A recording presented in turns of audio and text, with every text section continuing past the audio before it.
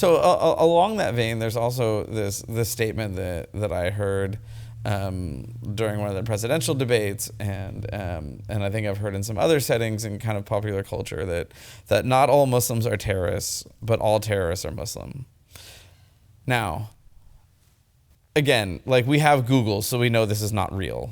Yeah. Right? Like, terrorists come, unfortunately for our world, in all shapes, sizes, religion, gender, or across the board. Terrorism is not, no one tradition has a monopoly on that. Absolutely. So I think we can clearly dispel that myth. Again, we have Google. It's pretty clear. Yeah, absolutely. And we have a newspaper, and fortunately we have other politicians who are combating that notion, including the mayor here in Dallas who has pushed up against that. Right. So I'm curious, like, where do you think this notion comes from? Why do you think that is getting like a foothold in popular culture? Sure. In 2015, there were over 300 mass shootings in America. Yeah. Only 2 of them were committed by Muslims. Yeah. But the amount of media time that those 2 shootings got was more than 298 other shootings, right? And we are quick to assume, if we can find a Muslim name when an attack happens, if there's a Muhammad in there, if he looked a little brown, if she looked like she might have been, right away it's a terrorist attack before the facts are put out there. Right, and even San Bernardino, the terrible tragedy of San Bernardino, a lot was lost in that, by the way. Number one, there was a Muslim lady that's a board member of a mosque over there in California that was shot 3 times. She didn't die, thankfully, but she was shot 3 times. So this clearly wasn't about Muslims going and killing a bunch of non-Muslims. Number 2, the whole thing about, right away you had candidates jumping on it, you had people jumping on it. This was ISIS has come to America, so on and so forth. Turns out that the whole thing about the young lady giving Pledge of Allegiance to ISIS turned out to be a complete sham. It actually never happened. So we completely throw out all the nuances there. Mental health is thrown out, workplace is thrown out, unstable families are thrown out. Everything that gets afforded to every other killer is thrown out. If you can somehow associate that person with Islam, Islam is to blame. So it's not true historically. I mean, we just exited the most violent century in world history. There were almost 250 million people killed in the 1900s. They weren't killed in the name of Islam. They weren't killed in the name of Christianity, actually. I mean, there's this thought that religion is responsible for violence, right? They were killed in the name of fascism. They were killed in the name of communism. They were killed in the name of democracy. Here in the United States, there was this thought before World War II, though you and I weren't around, right? But there was this thought that Russia and Germany represented 2 evil ideologies. Let them kill each other off. One of them will kill the other one off, right? Because you had all these ideologies. Lo and behold, they weren't Islam, they weren't Muslims. Historically, if you just search the bloodiest conflicts in history and the death tolls, the ones that were killed in the name of Islam are very, very, very, very small. Now here's the response to that people give. They say, yeah, well, fine, Christianity worked out its mess in the Middle Ages. It's Islam's turn. But even today, that's not true. Statistically speaking, that's not true. When it comes to suicide terrorism, there was a book written by Robert Pape called Dying to Win, where he traced every suicide bombing. The origin of suicide terrorism, Japanese kamikazes, they're not Muslims, or at least I don't think they are. The Tamil Tigers, a secularist group, not Muslims at all. And basically shows how every single suicide bombing in history, even in modern history, traces the last 100 years, was carried out for a clear political goal. It was not carried out for a religious goal, it was carried out for a clear political goal. When we look at... is there a religious incentive in Islam for that kind of martyrdom? To go out and just kill people? To kill people, sacrifice yourself in the process to advance the faith. So there are a few things here. Number 1, it says in the Quran that whoever kills a soul without right, an innocent person without right, is as if he has killed all of mankind. And whoever saves a life, it is as if he has saved all of mankind. Again, you're not allowed to kill women, not allowed to kill civilians, not allowed to kill children, so on and so forth. To summarize, there's the Prophet Muhammad, peace be upon him, he did say that لا تتمنى لقاء العدو, which means don't ever wish to meet someone in battle. Don't wish to meet anyone in battle. Okay? So you should not look for war. You should not look for violence and so on and so forth. However, once a battle takes place, once there is, so the Quran does talk about defending the innocent and defending the oppressed and fighting for just cause. Just war is not uniquely an Islamic concept. This is a concept that exists in every system. Yes, there is a lot of, there's glory for those who die in just war and die in just, I mean, here in the United States, right, when it comes to the US military and so on and so forth, there's glory in defending a just cause. So yes, that is certainly there. The reward for martyrs and so on and so forth, that's there, that's talked about. But that doesn't mean going out and killing innocent people. And if we're going to call out everything that happens by a Muslim, Peter Bergen, who's a national security correspondent, he recently wrote a book called United States of Jihad. Okay. And he said that since 9/11, the amount of people killed, I believe those killed in the name of Islamic terrorism, we're talking about 15 years now, we're about 43. Those killed in the name of white supremacy, we're almost double that number, right? Why is that not terrorism? Okay, why is Dylan Roof not terrorism? The guy was posing with flags. He clearly had an agenda, a political agenda, when he went there and shot those people as they were worshiping. Why is that not called terrorism? I grew up in Louisiana. I'm from Louisiana, and so I grew up seeing the Ku Klux Klan, their rallies. They popped up here in Irving recently, right? We didn't even know that they were still around, but they popped up here in Irving. Hey, that's in the name of Christianity. Is Christianity to blame for that? So statistically speaking, less than 2% of Muslims are radicalized. Less than 2%. Now someone says 10% of Muslims, are radicalized. That's a terrible thing around the world. You're focusing on a very small section of the community because it fits your ideological agenda. So, but part of the recruitment effort on the part of ISIS, right, is appealing to some of the very things that you talked about, right? Is appealing to a lack of justice, is appealing to, some of these places where the world has treated people unfairly. Right. And the part of the recruitment for ISIS is to stand up for the oppressed.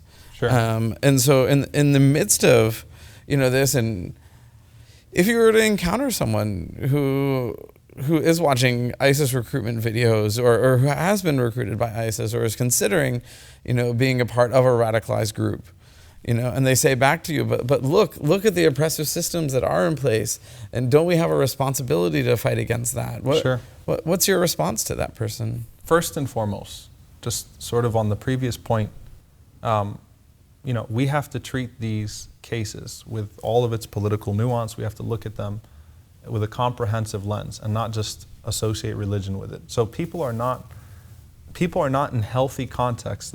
It's not like people are sitting in Malaysia or in Turkey or so on and so forth. Or those are probably bad. Turkey's probably a bad example now because Syria's next door, right? But it's not people that are coming from healthy backgrounds in healthy countries that are suddenly reading the Quran and getting radicalized, right? There are Buddhist monks that are killing the Burmese off in the Central African Republic. Christians that have wiped out the Muslim population, or people that claim to be Christian, people that claim to be Buddhist. In Kenya, there was the news story that came recently where a terrorist group, again, claiming to act in the name of Islam, tried to attack a bus full of Christians and Muslims. And they told the Muslims, get off the bus so we can attack the Christians.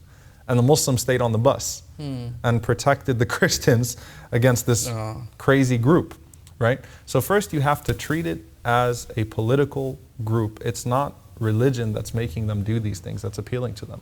So then what does that leave us now to with these extremist groups and so on and so forth? Well, Iraq has been bombed by 4 consecutive presidents. It's a very unstable political situation. Syria was left out to dry. Bashar al-Assad killed over 200,000 of his own people, and we did nothing about it. So when those countries go to hell in the political sense, in the economic sense, that becomes a breeding ground, because you have frustrated people that have seen their parents killed, they've seen all types of things happen. And interestingly enough, more and more when you see what's going on with ISIS, it's a group of mercenaries, right? They're literally taking young people, giving them money. Most of them are not even being recruited for ideological reasons. It's here's your future. There's money there's cash here to offer, right?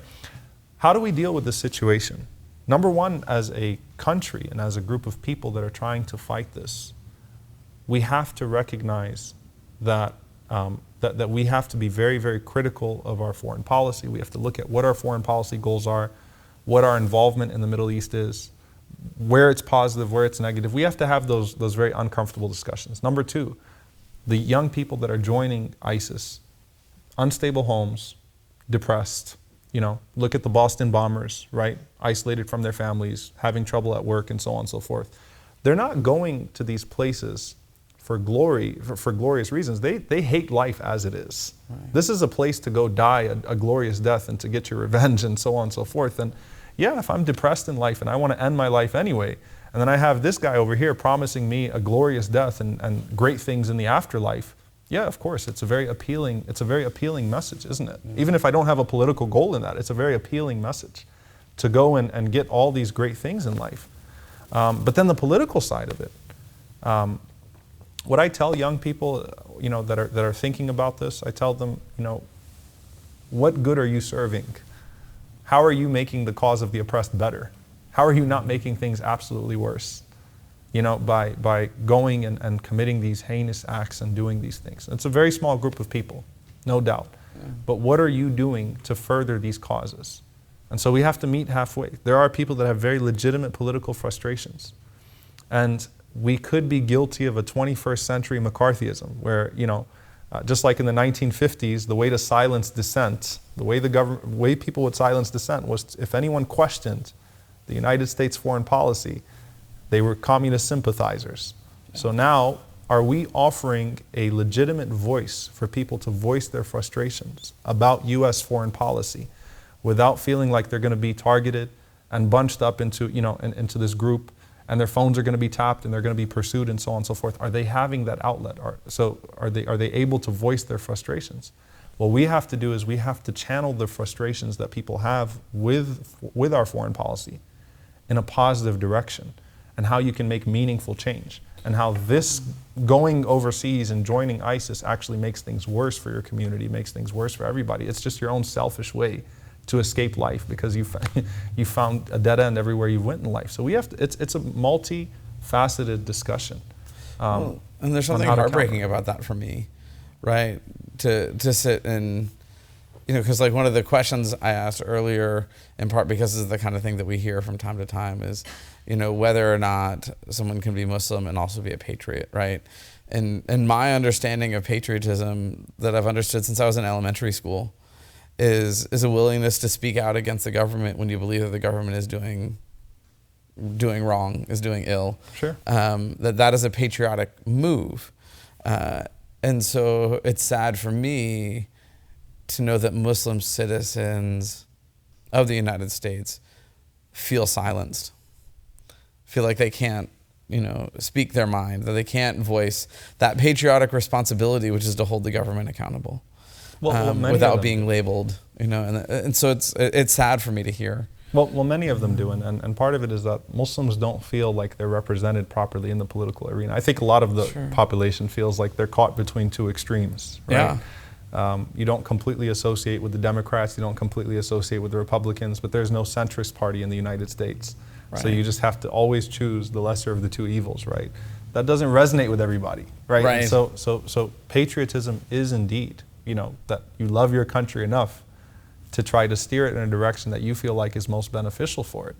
But do people feel ostracized for voicing their opinions? Do young Muslims feel like they have a voice, a legitimate voice, or do they just feel like the only voices of Muslims that are being heard are the pandering voices, right? The voices that will say exactly what the government wants to hear. So we have to create that space. And the worst thing that we could possibly do, the absolute worst thing we could possibly do, is to confirm ISIS's message that Islam and America are inherently incompatible, that you cannot be a Muslim American, that your value system is, your value system, religious value system contradicts your citizens' responsibilities and so on and so forth, that all of this is contradictory because they want that clash of civilizations. So when politicians get up there and they say that, we're at war with Islam, they're actually confirming ISIS's message. ISIS is saying you're at war with Islam. And then you're saying you're at war with Islam as a country. you're feeding into that message, and it is a fact. And this has been gone through many times in discussions of security, that the material that's being pushed out there in media outlets by politicians is used as propaganda, recruiting material for people. You know, it's sad that people. I've been overseas a few times recently. I promise it wasn't to Syria. I didn't join any group, right? But I've been overseas. I've been to the Muslim world. And you know that people in the Muslim world genuinely think that all Muslims are about to be thrown out of the country. I mean, they actually say, you know, what are you guys going to do if you get banned? How are you going to? I'm an American. I don't have another passport. This is my only. What are you going to do if you get banned? Where are you going to go? You know, what are you going to do if Donald Trump becomes president? Are you going to run away? Are you going to leave before they kick you out?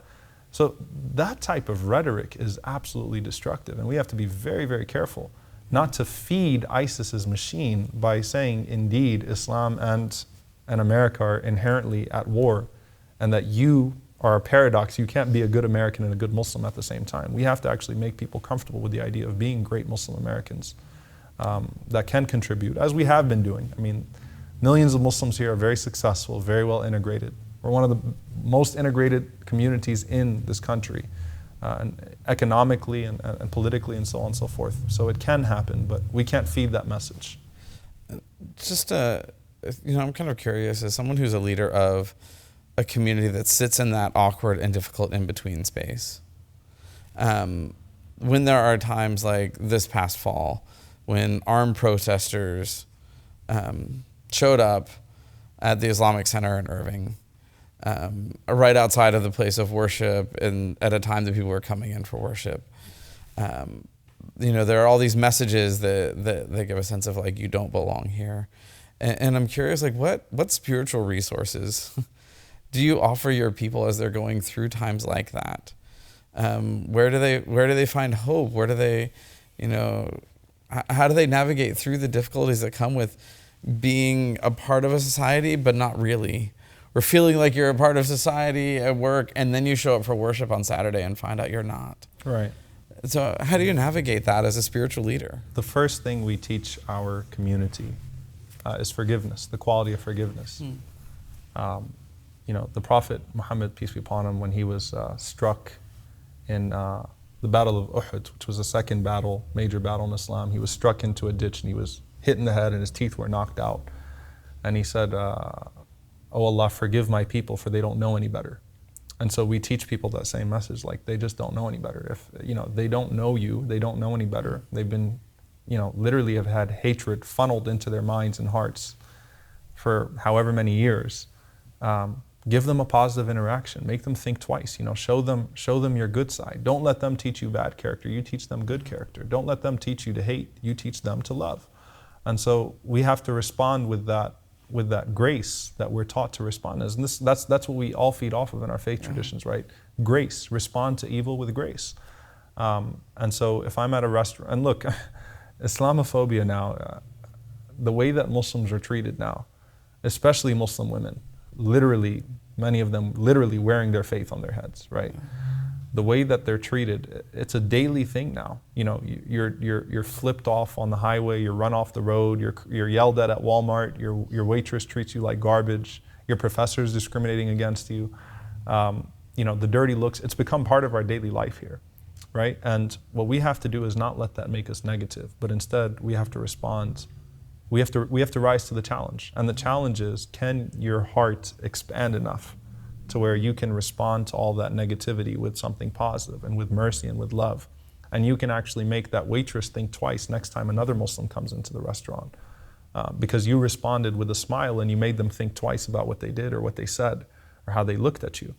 The greatest challenge is that our kids, a lot of Muslim kids have asked their parents, are we going to get kicked out? Are we going to live? Because you can imagine what damage it does to the psyche of a child that's going to the mosque and seeing people holding big guns outside and chanting, "Go back home," and yelling terrible things at them. So it's an uphill battle, but we'll get through it. And it's not the first time it's happened in America, right? It's our turn, but we'll be okay. We'll make it through it, and I think we'll be just fine. And I hope that this will be a learning experience. It'll be an opportunity for us And we know election years get really, really, really bad because we are the whipping boy of every politician out there that wants to gain some sort of approval, and ignore true political issues and just focus on this Muslim community because we're just a political liability. So we have to, as a community, become more engaged. We have to counter those negative interactions with positive interactions.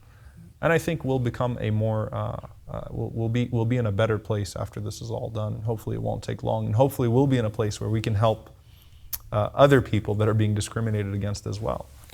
Well, and for what it's worth, as just a drop in the ocean, though, I have this church that operates a coffee shop, right? We operate in the coffee shop. We are the coffee shop. It's messy, but it's great.